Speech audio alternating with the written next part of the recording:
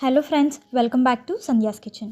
ಇವತ್ತಿನ ವಿಡಿಯೋದಲ್ಲಿ ಮದುವೆ ಮನೆ ಶೈಲಿಯ ಶಾವಿಗೆ ಬಾತ್ ಹೇಗೆ ಮಾಡೋದು ಅಂತ ತೋರಿಸ್ತಾ ಇದ್ದೀನಿ. ವೆಜಿಟೇಬಲ್ ಶಾವಿಗೆ ಬಾತ್ ವೆಡ್ಡಿಂಗ್ ಸ್ಟೈಲಲ್ಲಿ ಮದುವೆ ಮನೆಯಲ್ಲಿ ಬ್ರೇಕ್ಫಾಸ್ಟ್ಗೆ ಯಾವ ರೀತಿ ಮಾಡ್ತಾರೋ ಅದೇ ರೀತಿ ನಾವು ಮನೆಯಲ್ಲಿ ಕೂಡ ತುಂಬ ಸುಲಭವಾಗಿ ಮಾಡ್ಬೋದು. ಬನ್ನಿ ಹೇಗೆ ಮಾಡೋದು ಅಂತ ನೋಡೋಣ. ಫಸ್ಟ್ ಒಂದು ದೊಡ್ಡ ಪಾತ್ರೆಯಲ್ಲಿ 3 ಕಪ್ಪಷ್ಟು ನೀರು, 1 ಟೇಬಲ್ ಸ್ಪೂನಷ್ಟು ಎಣ್ಣೆ, ರುಚಿಗೆ ತಕ್ಕಷ್ಟು ಉಪ್ಪನ್ನು ಹಾಕ್ಕೊಂಡು ನೀರನ್ನು ಚೆನ್ನಾಗಿ ಕುದಿಸ್ಕೊಬೇಕು.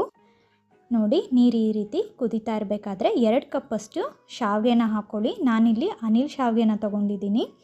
ಮಿಕ್ಸ್ ಮಾಡಿಕೊಂಡು ಸಾಫ್ಟಾಗಿ ಇದನ್ನು ಬೇಯಿಸ್ಕೊಬೇಕು. ನೋಡಿ, ಇಲ್ಲಿ ನೋಡ್ಬೋದು ನೀವು, ಶಾವಿಗೆ ಸಾಫ್ಟಾಗಿ ಬೆಂದಿದೆ. ಕೈಯಲ್ಲಿ ಈ ರೀತಿ ತೊಗೊಂಡು ಕಟ್ ಮಾಡಿದ್ರೆ ಈಸಿಯಾಗಿ ಕಟ್ ಆಗಬೇಕು. ಈ ರೀತಿ ಬೇಯಿಸ್ಕೊಂಡು ಸ್ಟವ್ ಆಫ್ ಮಾಡಿಕೊಂಡು ನೀರೆಲ್ಲ ಡ್ರೈನ್ ಮಾಡಿಕೊಂಡು ಒಂದು ಸತಿ ಕೋಲ್ಡ್ ವಾಟರ್ ಹಾಕಿ ಮತ್ತು ನೀರನ್ನು ಡ್ರೈನ್ ಮಾಡಿ ಈ ರೀತಿ ಒಂದು ದೊಡ್ಡ ಪ್ಲೇಟಲ್ಲಿ ಹಾಕ್ಕೊಂಡು ಈ ರೀತಿ ಹರಡಿಸ್ಕೊಂಡು ಇಟ್ಕೊಬೇಕು. ಇದನ್ನು ತಣ್ಣಗಾಗಕ್ಕೆ ಬಿಡಿ.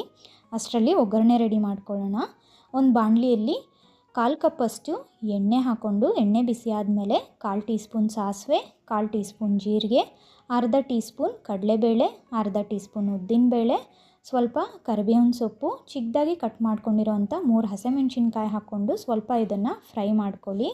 ಫ್ರೈ ಆದಮೇಲೆ 2 ಮೀಡಿಯಮ್ ಸೈಜಷ್ಟು ಈರುಳ್ಳಿ ಉದ್ದಕ್ಕೆ ಕಟ್ ಮಾಡಿಕೊಂಡು ಇದರಲ್ಲಿ ಹಾಕಿ ಮಿಕ್ಸ್ ಮಾಡ್ಕೊತಾ ಇದನ್ನು ಫ್ರೈ ಮಾಡಿ. ಇದು ಫ್ರೈ ಆದಮೇಲೆ 3 ಟೇಬಲ್ ಸ್ಪೂನಷ್ಟು ಚಿಕ್ಕದಾಗಿ ಕಟ್ ಮಾಡ್ಕೊಂಡಿರೋಂಥ ಬೀನ್ಸ್, ಚಿಕ್ಕದಾಗಿ ಕಟ್ ಮಾಡ್ಕೊಂಡಿರೋಂಥ carrot 2 tablespoon, 2 tablespoon ಚಿಕ್ಕದಾಗಿ ಕಟ್ ಮಾಡ್ಕೊಂಡಿರೋಂಥ ಕ್ಯಾಪ್ಸಿಕಮ್, ಅರ್ಧ ಟೀ ಸ್ಪೂನ್ ಅರಿಶಿನ, ರುಚಿಗೆ ತಕ್ಕಷ್ಟು ಉಪ್ಪನ್ನು ಹಾಕ್ಕೊಂಡು ಹೈ ಫ್ಲೇಮಲ್ಲಿ ಇದನ್ನು 1 ನಿಮಿಷ ತನಕ ಫ್ರೈ ಮಾಡಿ. ಜಾಸ್ತಿ ಫ್ರೈ ಮಾಡಬಾರ್ದು, ವೆಜಿಟೇಬಲ್ಸ್ ಎಲ್ಲ ಕ್ರಂಚಿಯಾಗೇ ಇರಬೇಕು. ಇದನ್ನು ಹೈ ಫ್ಲೇಮಲ್ಲಿ ಫ್ರೈ ಮಾಡಿಕೊಂಡು ನಂತರ ಇದಕ್ಕೆ ಫ್ರೆಶ್ ಆಗಿ ತುರಿದಿಟ್ಕೊಂಡಿರುವಂಥ ಕಾಯಿನ ಅರ್ಧ ಕಪ್ಪಷ್ಟು ಹಾಕ್ಕೊಂಡು ಚೆನ್ನಾಗಿ ಮಿಕ್ಸ್ ಮಾಡ್ಕೊಳ್ಳಿ. ಚೆನ್ನಾಗಿ ಮಿಕ್ಸ್ ಮಾಡಿಕೊಂಡು ಸ್ಟವ್ ಆಫ್ ಮಾಡಿ. ಇವಾಗ ಒಗ್ಗರಣೆ ರೆಡಿಯಾಗಿದೆ. ಈ ಒಗ್ಗರಣೆ ನಾವು ಶಾವಿಗೆಗೆ ಹಾಕ್ಕೊಂಡು ಜೊತೆಗೆ 2 ಟೇಬಲ್ ಸ್ಪೂನಷ್ಟು ನಿಂಬೆಹಣ್ಣಿನ ಜ್ಯೂಸ್ ಜೊತೆಗೆ ಸ್ವಲ್ಪ ಕೊತ್ತಂಬರಿ ಸೊಪ್ಪು ಹಾಕ್ಕೊಂಡು ಚೆನ್ನಾಗಿ ಇದನ್ನು ಮಿಕ್ಸ್ ಮಾಡ್ಕೊಳ್ಳಿ.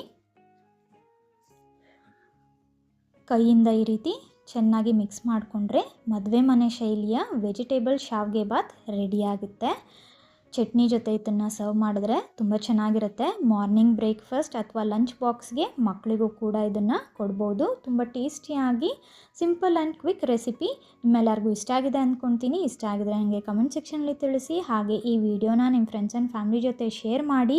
ಇನ್ನಷ್ಟು ಈಸಿ ಆ್ಯಂಡ್ ಟೇಸ್ಟಿ ರೆಸಿಪೀಸ್ಗೆ ಸಂಧ್ಯಾಸ್ ಕಿಚನ್ ಚಾನಲ್ನ ಸಬ್ಸ್ಕ್ರೈಬ್ ಮಾಡಿ. Thank you for watching.